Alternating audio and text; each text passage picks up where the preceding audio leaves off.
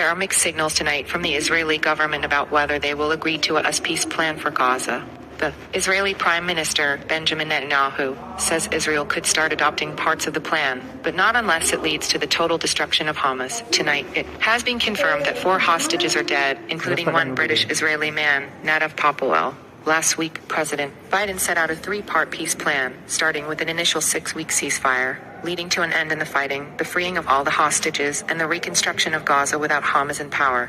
Our Middle East correspondent, Lucy Williamson, hears from people inside Gaza and in the town of Sderot on the Israel-Gaza border to gauge reaction to the new plan. The price of Gaza's war is rising as its cities crumble, the price of peace too high. For leaders on both sides, Israel said it had bombed more than 50 targets since yesterday, but Hamas is still fighting here and hopes for For the new ceasefire deal were mixed. Hamas should raise its demands and seriously adhere to the conditions they set, which are the people's demands Hamas accepts. It's enough of what we lost. We urge Hamas to stop the war.